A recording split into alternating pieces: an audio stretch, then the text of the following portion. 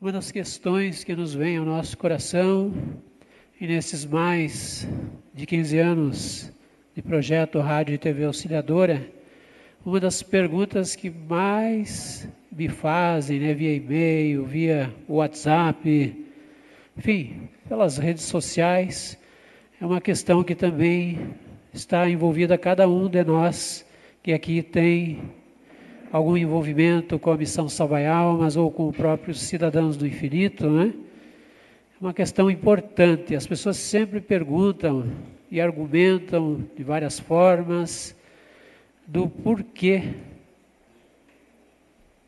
caminhar nos cemitérios, por que fazer visitas de penitência e oração nos cemitérios. Então, há vários relatos de pessoas, algumas me dizem, olha, Gilson, gosto muito do Salvai Almas, acompanho há muito tempo, mas eu não gosto de caminhar nos cemitérios porque lá eu me sinto mal. Muitos falam isso, né? Então, para que se entenda esse carisma, é preciso aprofundar, né? As pessoas não estão preparadas, na sua grande maioria, nesse mundo que fala alto, né?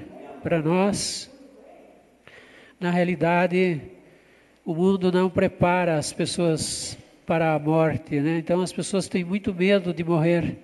Tenho encontrado várias pessoas nessa caminhada que alegam isso, né? Olha, eu rezo, eu vou na missa, mas o meu maior temor é morrer, né? Morrer. Por isso não me sinto bem no cemitério. É uma questão assim que tem sido muito abordada pelas pessoas. Falta preparação nas próprias famílias. Hoje percebo os testemunhos que me vêm. As pessoas não levam as crianças nos velórios, né? Para evitar traumatizar, para uma série de coisas, né? Então tudo isso faz parte de um esquema, né, de deixar as pessoas longe da verdade e da realidade. A nossa Santa Igreja Católica, né, tem uma doutrina muito específica com relação às almas, mas também com relação aos cemitérios, finados, né, as visitas, o que é um cemitério, Campo Santo. Mas para explicar melhor para nós sobre esta questão, queria convidar uma pessoa especial agora que vem de longe, mais de 650 quilômetros de viagem, né, até aqui, lá da cidade de Porto Belo. Marilene Eckert, seja bem-vinda. Boa tarde. Boa tarde, Gilson. Boa tarde, família. Boa tarde a vocês, né, que nos acompanham aqui através da rede de comunicação Missão Salvai Almas e a TV Auxiliadora. Sejam bem-vindos. E o meu coração está batendo muito forte aqui, porque é um assunto delicado, difícil de expressar, né? Mas eu vou começar fazendo uma leitura aqui da Bíblia, que vocês vão dizer assim, essa parte já conheço de cor e salteado. E eu não vou ler o livro de Macabeus, nem os evangelhos que falam sobre os mortos ou a devoção aos mortos. Vou ler para vocês o capítulo 1 do livro de Gênesis.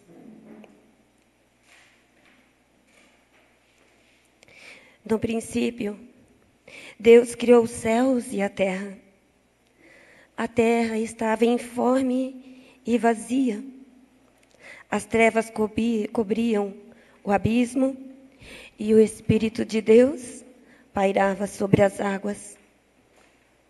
Deus disse, faça-se a luz, e a luz foi feita. Deus viu que a luz era boa, separou a luz das trevas. Deus chamou a luz dia e as trevas noite. Sobreveio a tarde, depois a manhã, foi o primeiro dia. Deus disse, faça-se um firmamento entre as águas e separe ele umas das outras. Deus fez o firmamento, separou as águas que estavam debaixo do firmamento daquelas que estavam acima. Assim se fez. Deus chamou ao firmamento céus. Sobreveio a tarde, Depois da manhã, foi o segundo dia. Deus disse que as águas que estão debaixo dos céus se juntem num mesmo lugar e apareça o elemento árido. E assim se fez. Deus chamou o elemento árido terra e ao ajuntamento de águas, mar. E Deus viu que era bom. Deus disse: produza a terra plantas, ervas, que contenham sementes e árvores frutíferas, que deem frutos segundo a sua espécie. E o fruto contém a sua semente segundo a sua espécie. E as aves que produzem fruto segundo a sua espécie, contendo o fruto a sua semente. Deus viu que era bom. Sobreveio a tarde, depois a manhã. Foi o terceiro dia. Deus disse: façam-se luzeiros no firmamento dos céus, para separar o dia da noite. Sirvam eles de sinais e marquem o tempo, os dias, os anos, e resplandeçam no firmamento dos céus, para iluminar a terra. E assim se fez. Deus fez grandes luzeiros, 2 grandes luzeiros, o maior para presidir o dia, o menor para presidir a noite, e fez também as estrelas. Deus colocou-as no firmamento dos céus, para que iluminassem a terra, presidissem o dia e a noite, separasse a luz das trevas. Deus viu que isso era bom. Sobreveio a tarde, depois a manhã, foi o 4º dia.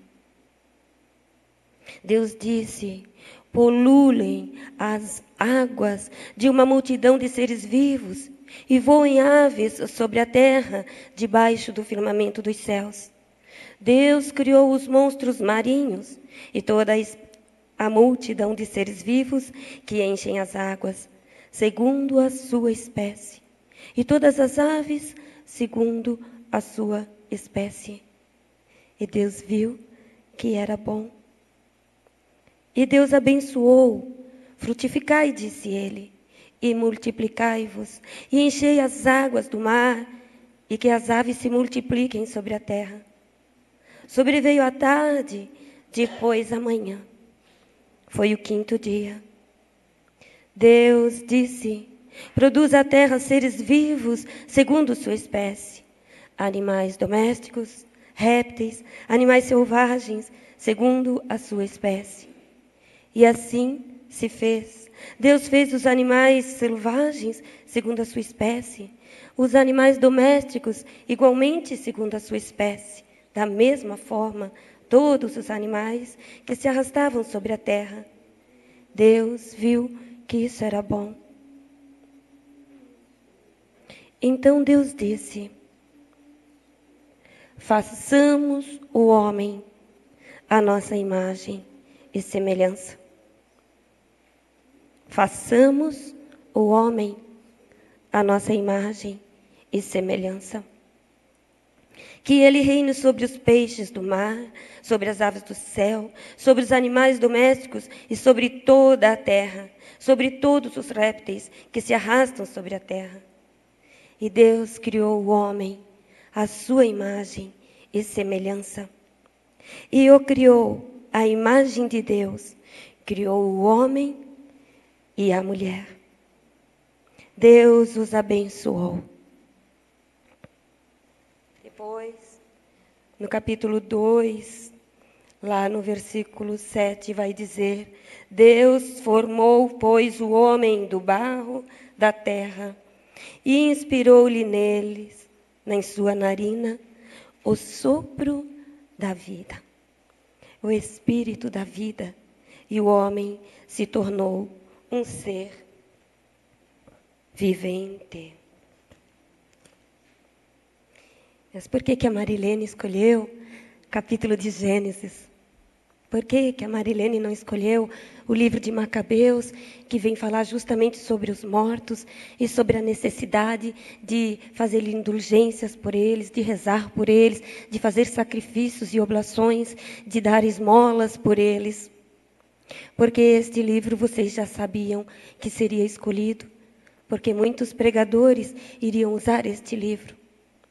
Ou talvez iriam usar também os evangelistas que vêm falar da visita das mulheres no túmulo, na ressurreição de Jesus, quando elas vão lá para prestar homenagem ao corpo de Jesus. Mas eu queria frisar a criação de Deus. Deus criou tudo pensando no homem.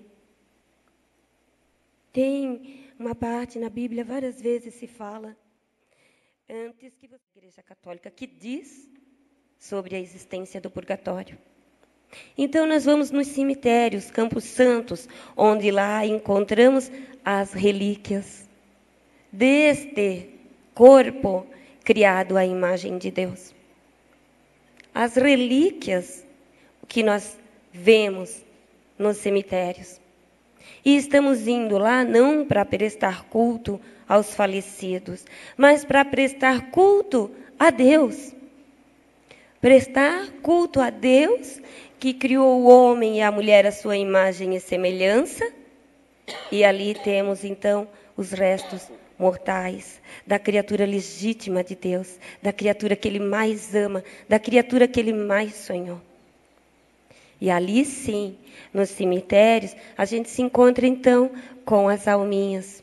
Elas estão sedentas de amor, sedentas de oração, sedentas de sacrifícios, sedentas de um pouco de carinho, de amor. E elas estão ali nestes campos santos, elas estão no purgatório. Mas o Campo Santo é um lugar onde elas se sentem aconchegadas no colo de Nossa Senhora, aconchegadas no nosso amor.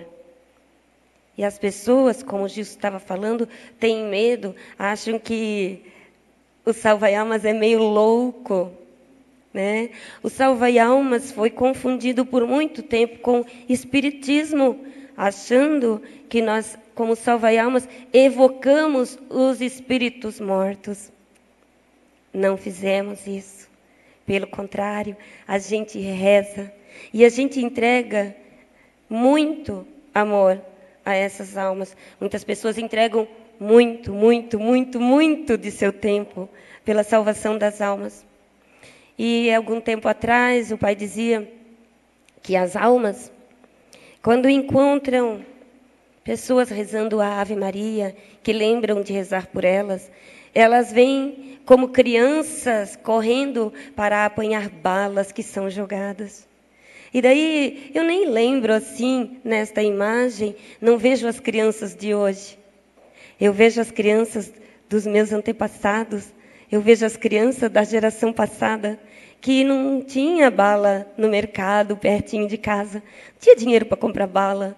Aquelas crianças mais pobres, que daí quando a gente joga, elas vêm tudo correndo mesmo. E o pai dizia que as alminhas fazem isso quando encontram um lugar onde se reza por elas. É como jogar balas para a criançada vir correndo juntar. Elas necessitam destas orações. E podemos rezar pelas almas dentro das nossas casas. Podemos e devemos. Não precisamos rezar pelas almas só dentro da igreja, né, Padre Angel? Só dentro da igreja, só nas comunidades. Precisamos rezar pelas almas diariamente, todo o tempo. Fazer sacrifícios e penitências por elas, todo o tempo. Mas no cemitério, a graça é maior. A graça é maior porque é um sacrifício ir lá. E se você tem medo, eu vou dizer para você, as almas não fazem mal a ninguém. As almas que estão no purgatório, elas estão caminhando, elas são santas. Santas almas no purgatório. Elas já são santas. Elas só reconheceram que não estão prontas para ir para o céu. Tamanho o poder de Deus, a santidade de Deus. E elas querem ficar cada vez mais limpas, cada vez mais puras. E elas não saem do purgatório. E muito menos para fazer mal às pessoas. elas estão cada dia galgando o mais alto grau de santidade para poder chegar a Deus. E quando elas aparecem a alguns místicos, ou algumas pessoas que têm um pouco de sensibilidade. Hoje de manhã a gente caminhava no cemitério, o pai dizia, agora esta dezena, seu João vai rezar e as almas vão responder. E vocês poderão ouvi-las respondendo. E digo por mim, creio que muitos de nós não acreditou neste momento. Até parece que eu vou escutar as almas responder. Eu quero. A gente até estica o ouvido para escutar bem. E aí a gente diz, eu não escutei. Não escutei. Mas escuta. Escuta.